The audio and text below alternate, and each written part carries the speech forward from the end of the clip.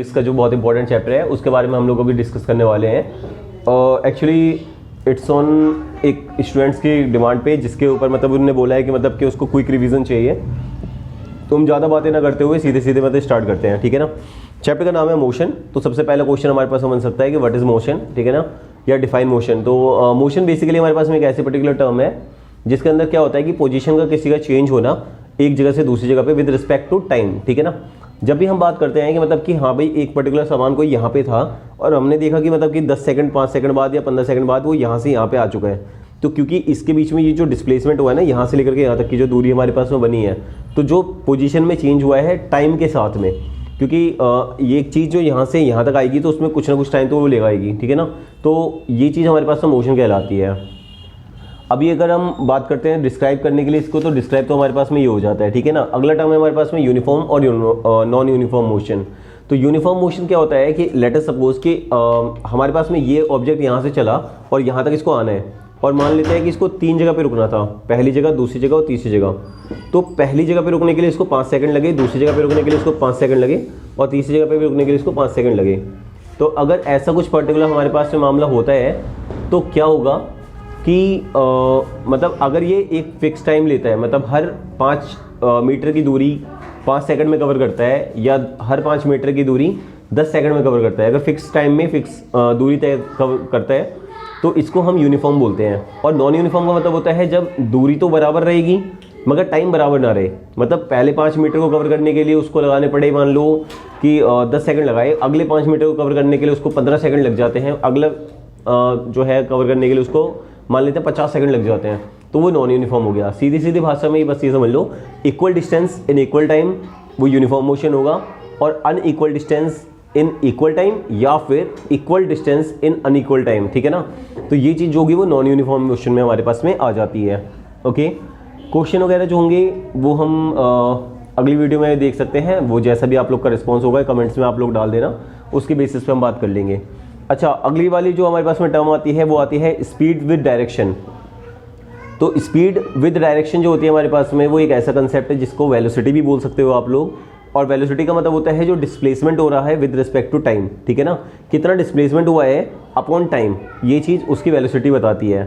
अब इसमें 2 टर्म आती है, एक इनिशियल वेलोसिटी, एक फाइनल वेलोसिटी।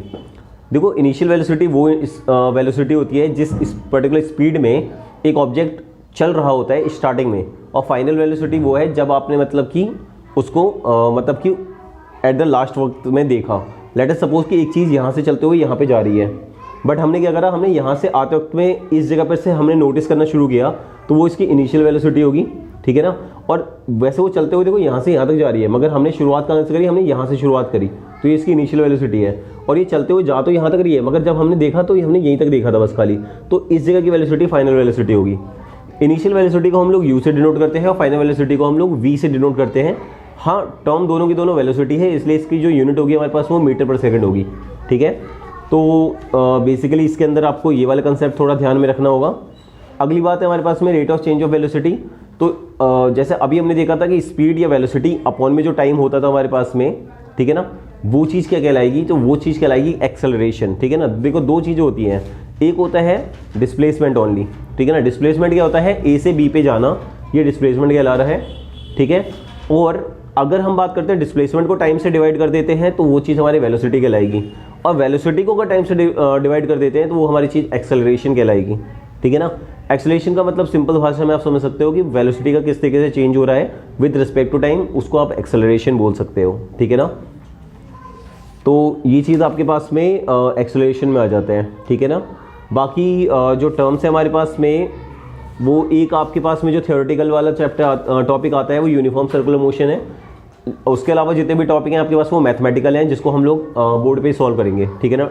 तो ये सारा काम बाकी जो है वो डिजिटल बोर्ड का है। तो लास्ट वाला टॉपिक एक बार जल्दी समझ लेते हैं। यूनिफॉर्म सर्कुलर मोशन हमारे पास में एक टॉपिक है। यूनिफॉर्म सर्कुलर मोशन क्या होता है, तो नाम से पता चला है uniform circular motion, okay.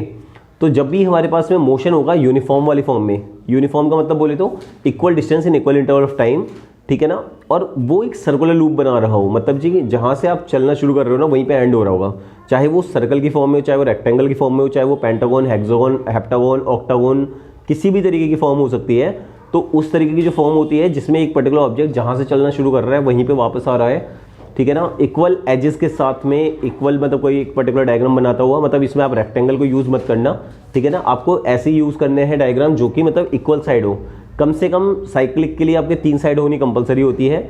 Circle को छोड़ के अगर मैं बात करूँ तो सर्कल क्योंकि बिना साइड का है, उसके अलावा अगर हम बात करते हैं तो सर्कल के अलावा जो भी हमारे पास होंगे कम से कम एटलीस्ट 3 साइड होंगे, और जाने का वो कितनी भी साइड जा सकती हैं वैसे तो, मगर आपके पास जनरली देखने के लिए 8 से ऊपर साइड नहीं मिलेगी, ठीक है ना, क्योंकि मतलब अप टू 10 तक के लिए आप लोग को 6 या 8 तक की ही साइड मिलती हैं, उसके अलावा वाली साइड आपकी बात की कोर्स की है, ठीक है ना। तो फिलहाल का आपके पास में मतलब यही वाला टॉपिक मतलब यहीं पे समाप्त करते हैं। बाकी आगे की वीडियोस जो होंगी हमारे पास में फिजिकल क्वांटिटीज़ की टर्म्स के लिए होंगी और न्यूमेरिकल्स के लिए होंगी, जिसको हम कल डिस्कस करेंगे। ओके, सो लाइक सब्सक्राइब करो और शेयर कर लो अपने आप।